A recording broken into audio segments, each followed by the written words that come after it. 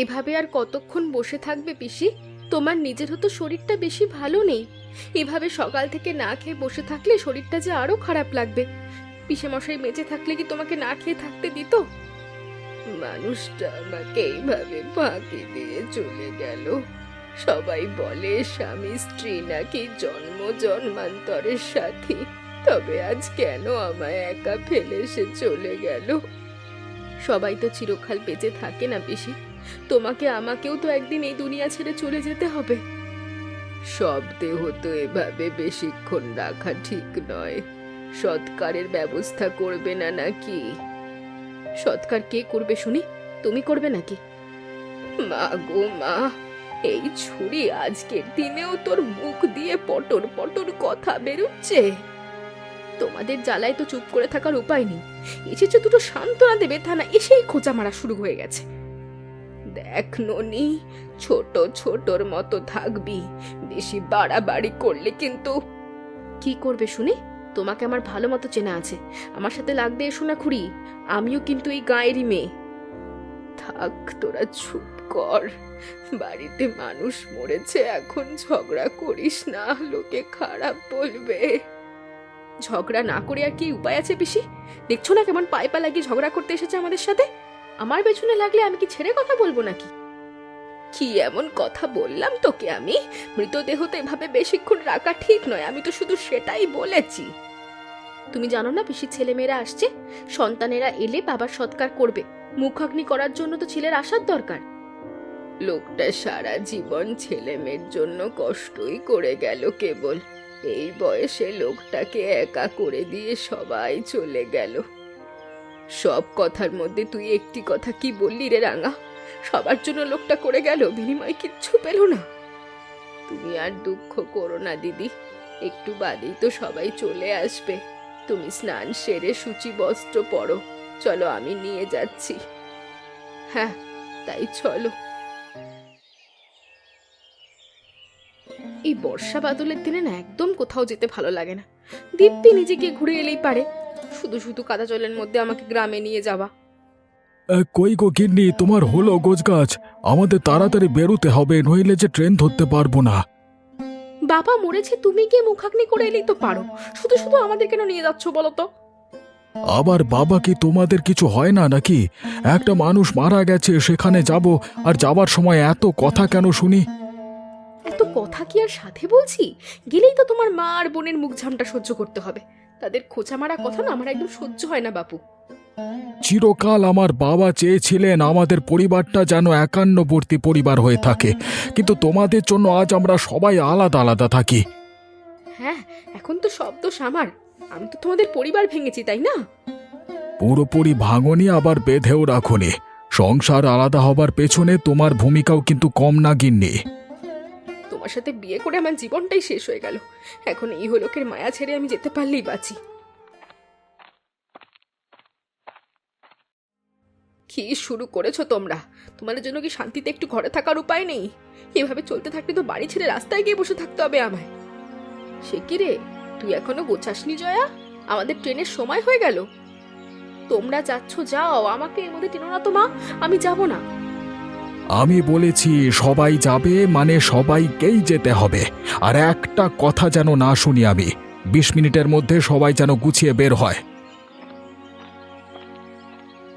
যা মা, তাড়াতাড়ি তৈরি হয়ে নে, দাদুর শেষকৃত্যে না গেলে যে মানুষ আমাদের খারাপ বলবে। বাবা কত আদর করতো তোমায়, আর আজ বাবা আমাদের ছেড়ে এভাবে চলে গেল। আর কখনো বাবার মুখ দেখতে পারবো না। কি ব্যাপার গিন্নি, তুমি এখনো তৈরি হওনি? এদিকে ট্রেনের সময় হয়ে গেছে তো। আমাদের আগে তোমার দাদা বৌদি বাড়ি গেলে মানুষ আমাদের কথা শোনাতে ছেড়ে দেবে না। তা তুমি ঠিকই বলেছ, আমি সব ব্যাগ গুছিয়ে রেখেছি। ছেলে মেয়েরা তো বাইরে থাকে, না হলে ওদেরকে সাথে নিয়ে যেতে পারতাম, শেষবার বাবার মুখখানা দেখে আসতো। ছেলেমেয়েরা যাবে কিভাবে? ওরা যে শহরের বাইরে থাকে, না হলে তো ওদেরকেও সাথে করে নিয়ে যেতাম। বাবা খুব করে চাইতেন আমাদের সংসারটা মিলেমিশে বাস করেন, কিন্তু দাদা বিয়ে করে এক কালনাগিনী নিয়ে এলো, আমাদের সংসারটা তছনছ হয়ে গেল। তুমিও তো কম যাও না গিন্নি। বৌদি ননদে কখনো তোমাদের মিলতে দেখা যায়নি। দুজনে সমান তালে দুজনকে কি করে ছোট করা যায় সেই ধান্দায় থেকেছ। এখন কি তুমি এসব নিয়েই থাকবে না আমায় বাড়ি নিয়ে যাবে? অবশ্যই নিয়ে যাব, তবে আমার একটা শর্ত আছে। কি শর্ত শুনি? সেখানে গিয়ে একদম রমা বৌদির সাথে মুখ লাগাবে না, এই বলে দিলাম। আমাকে কেউ কিছু বললে আমি ছেড়ে কথা বলবো না, দু কথা আমিও শুনিয়ে দেব। আর হ্যাঁ, এবার আসার আগে বাবার সম্পত্তি ভাগ করে সবার ভাগেরটা বুঝে নিতে হবে। হ্যাঁ, সে দেখা যাবে। এখন চলো আমরা বের হই। ব্যাগপত্র কোথায় রেখেছো? হ্যাঁ, ব্যাগপত্র সব গুছিয়ে দরজার কাছে রেখেছি, চলো আমরা বের হই। কই গো দিদি, তোমার ছেলে মেয়েরা তো এখনো এলো না। এদিকে সব দেহ তো এভাবে ফেলে রাখতে নেই, দাদার আত্মা যে কষ্ট পাবে ফেলে রাখলে। যত তাড়াতাড়ি সম্ভব সৎকার করতে হবে। কিন্তু আমার ছেলে মেয়েরা যে এখনো এলো না, ওদের মনে কি বাবার জন্য সব টান ফুরিয়ে গেছে? একটিবারের জন্য বাবার মুখখানা দেখতে চায় না। মনে চাইলে তো আর বিদেশ ভুবিয়ে গিয়ে বাস করতো না পিসি, আমাদের সাথেই থাকতো। তুই ঠিকই বলেছিস ননি, হারানের বউটা তো একটা কালনাগিনী। সংসারে পা দিয়েই সংসারটা ভাঙলো, তার ওপর হারানের মেয়েটা নাকি এ বাড়িতে পা রাখতেই চায় না। শুনেছি শহুরে মানুষের মনে নাকি মায়া দেওয়ার ছিটে ফোটাও থাকে না, সেটা হারান দাদার কমলা দিদির পরিবার দেখলেই বোঝা যায়। থাক, ওদের বদনাম আর করিস না, এসে শুনলে খারাপ ভাববে। কে কি ভাবলো তাতে আমার কিছু যায় আসে না পিসি। এতদিন ধরে এই সংসারে একটা টাকাও দেয়নি ঠিক মতো, আজ দুটো কথা যদি গায়ে লেগে যায় তবে এতে আমার কিচ্ছু করার নেই। লোকটা আজীবন নিঃস্বার্থভাবে মানুষের উপকার করেছে, নিজের সবটুকু ছেলে মেয়েদের মানুষ করতেই দিয়ে দিয়েছে, চারিদিকে ঋণ কর্জ করে ওদের পড়িয়েছে। আর আজ বিদায় বেলায় ছেলে মেয়েরা কেউ নেই। মরদেহ এভাবে আর রাখা ঠিক হবে না বৌঠান, আপনি আর না করবেন না। গায়ের লোকজন নিয়ে ওরা সৎকার করে ফেলে। এদিকে আকাশের অবস্থাও ভালো না, কখন বৃষ্টি নামে বলা যায় না। তুমি আর না করো না দিদি, এই বর্ষা বাদলের দিনে শেষে বিপদে পড়তে হবে। ওদের আর আসার অপেক্ষা করতে হবে না, এত সময় পার হয়ে গেল এখনো কারোর খবর নেই। বেশ, তোমরা তাহলে নিয়ে যাও, আমিও চাই না মানুষটার আত্মাটা এইসব দেখে কষ্ট পাক। নিয়ে যাও তোমরা। কে আছিস? সবাই চল, সব দেহটাকে নিয়ে যাই আমরা। এরপরে বৃষ্টি শুরু হলে আর যেতে পারবো না।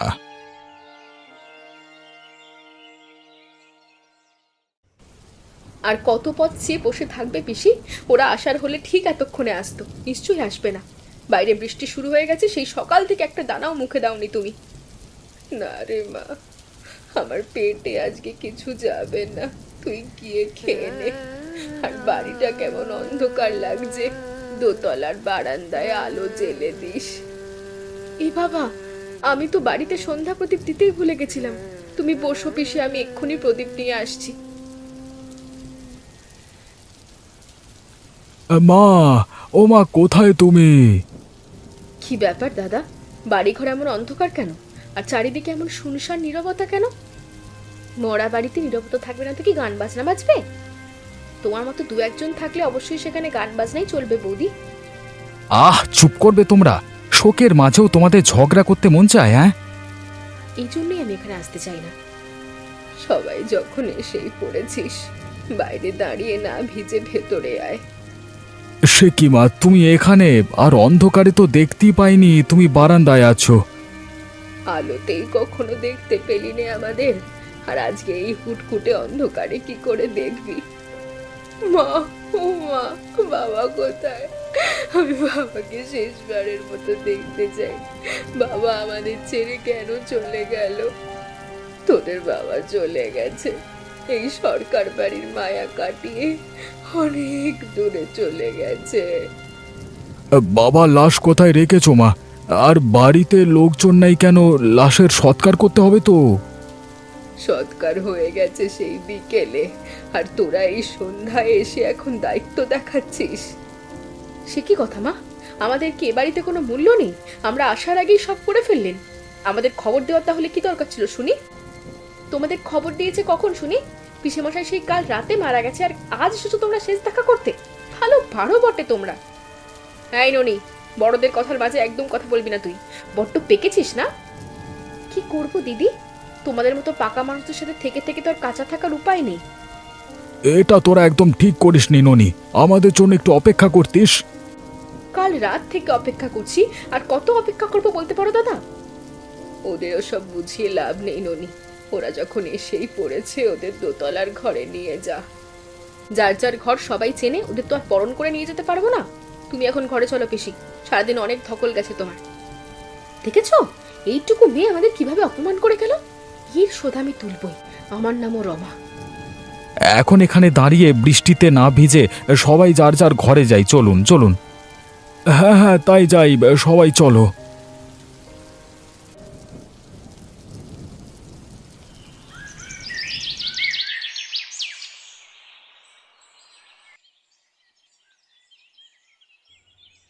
কি রে ননি, মা এলো না যে খেতে? আমি বরং মাকে গিয়ে ডেকে আনি।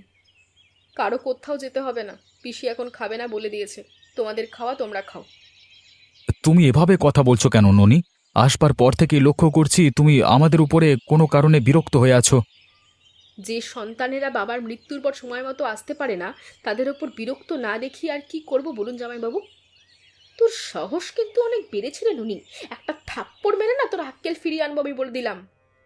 মেয়েটা বড্ড বেশি কথা বলে, ভেবেছিলাম গায়ে আমি হয়তো শান্তশিষ্ট হবে, কিন্তু ওর মুখ থেকে তো কথা বেরোতে সময় লাগে না। উচিত কথা বললে সবার গায়ে ফোসকা পড়ে। কদিন খোঁজ নিয়েছো পিসামশাইয়ের? মৃত্যুর আগে তোমাদেরকে দেখার জন্য ছটফট করেছে, কিন্তু কারোর সময় হয়নি তোমাদের একবার আসার।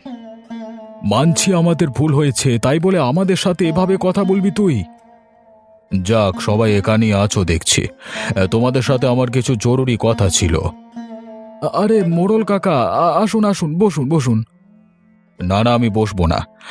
তোমাদের বাবা মৃত্যুর আগে আমার থেকে অনেক টাকা ধার নিয়েছিল তার চিকিৎসার জন্য। এখন টাকাটা ফেরত দিতে হবে, আর না হলে বাড়ির দলিল আমাকে দিতে হবে। সে কি, বাবা এতগুলো টাকা কি করেছে? মাকে দিয়েছে যাতে মরার আগে বা পরে কিছু ভাগে না থাকে। একটা মানুষ মারা গেছে, তোমরা অন্তত তাকে ছেড়ে কথা বলো বৌদি। এই তুই চুপ কর, চলো সবাই মায়ের ঘরে চলো। এত টাকা বাবা কি করেছে আমাদেরকে শুনতে হবে। আচ্ছা মোড়ল কাকা, আমরা সব শুনে তারপরে আপনার সাথে বসবো। ঠিক আছে, আমি তাহলে 2 দিন বাদে আসবো। এখন আমি গেলাম তাহলে, কেমন?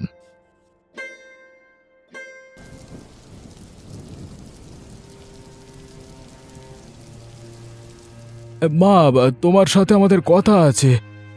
কি কথা বলতে এসেছিস বল। বাবা এতগুলো টাকা ধার করেছে কি করতে বলো তো মা? তোমরা দুজনে বুড়ো বুড়ি এত টাকা কি করেছো? হয়তো বাবার কোনো কাজে লেগেছে বা সংসারের কাজেই খরচ হয়েছে। এসব জিজ্ঞেস করবার কি আছে আবার? হ্যাঁ, তুমি চুপ করো। দুজন মাত্র মানুষ, এত খরচা কিসের শুনি? এমনও তো হতে পারে বাবা টাকাগুলো তোমাকে দিয়েছে কমলা, বলো তো যায় না? না হলে এতগুলো টাকা কি করেছেন বাবা? আমাকে? আমায় কেন দেবে বৌদি? আমাকে দিলে তো আমি আর কথা বলতাম না, চুপচাপ থাকতাম। তোদের বাবার টাকা দিয়ে যেটাই করেছেন সেটা তোদের কৈফিয়ত দিতে হবে। ঠাম্মি, এতগুলো টাকা নিশ্চয়ই কোনো না কোনো কাজে লেগেছে। তুমি মনে হচ্ছে আমাদের এ বাড়িতে আসা পছন্দ করছো না। আসার পর থেকে দেখছি তুমি আমাদের সাথে একটু কথা বলছো না, দুদণ্ড বসছো না। আজ এত বছর পরে বেড়াতে এসেছিস, তাও তোর দাদু মারা গেছে, হেসে মুখটাও দেখতে পাসনি। তোদের অবহেলার জন্য এটা কি আসলে রাগ করার মতো জিনিস নয়? আমাদের আসতে একটু দেরি হয়ে গেছে, তুমিও তো আমাদের না বলেই সৎকার করে ফেলেছো। আমাদের খারাপ লাগলেও তো কিছু বলিনি আমরা।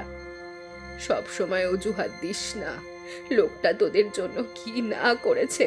তোদের কোলে পিঠে করে মানুষ করেছে, কখন কি লাগবে কোনো কিচ্ছুতে ত্রুটি রাখেনি। আর আজ কিনা বাবা টাকা কি করেছে সেটা নিয়ে কথা তুলছিস। হারান দাদার শহরে ফ্ল্যাট কেনার টাকা লাগবে, বাবার কাছে চেয়েছিল, মনে আছে? পিসেমশাই এত টাকা কোথায় পাবে তোমরা তো কেউ কখনো সেটা জিজ্ঞাসা করনি। ও, তার মানে বাবা টাকা ধার নিয়ে তোদের ফ্ল্যাট কেনার টাকা দিয়েছে দাদা, আর তোর বউ আমার কথা উঠিয়ে পার পেয়ে যাবে ভাবছিস? তুমি চুপ করো কমলাদি। তোমার স্বামীর চাকরি ছিল না বলে ব্যবসা করবে বলে টাকার জন্য এসে কান্নাকাটি করে গেছিল, সব ভুলে গেছো? থাক ননি, চুপ কর, অনেক রাত হলো, তোরা খেয়ে নে। আমি এ বাড়িতে আর থাকতেই চাই না, আমি কাল সকালেই শহরে ফিরে যাব।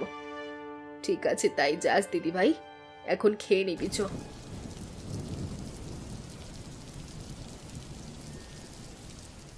কেন যে এ বাড়িতে এসেছিলাম আমি, আর ভালোই লাগছে না আমার, শুধু একে অপরের পেছনে লাগতেই ব্যস্ত। আসবো দিদি ভাই? হ্যাঁ এসো, আসার জন্য আমার সম্মতি নিতে হয় নাকি? এটা তো তোমারই বাড়ি ঠাম্মি।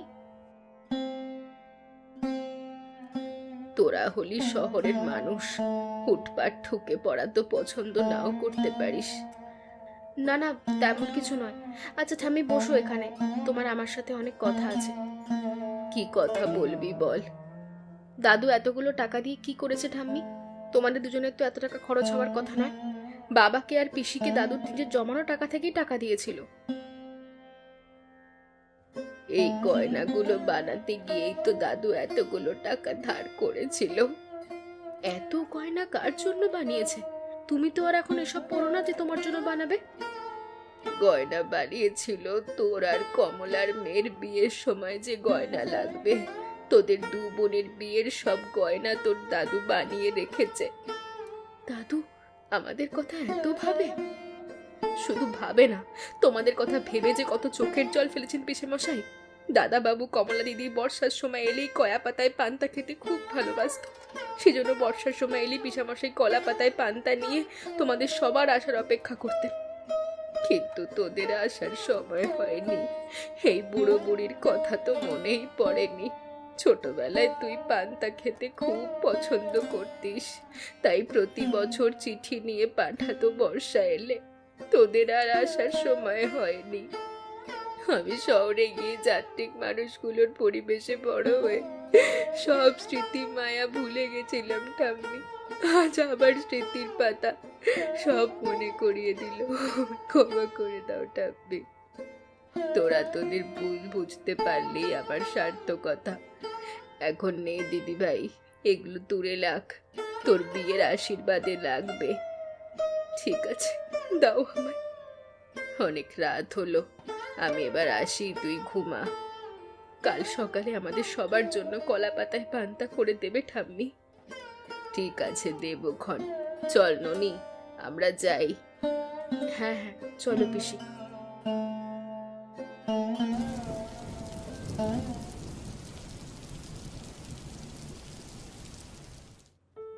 কি ব্যাপার, মা আমাদের এখনো খেতে ডাকলো না যে?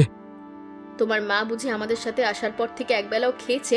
আমাদের সাথে খেতে তার রাগ হয়ে গেছে মনে হয়। মাঝে কেন এমন করছে বুঝতে পারছি না। বাবা হঠাৎ করে মারা গেল, এই বয়সে একা একা থাকবে এ বাড়িতে মা।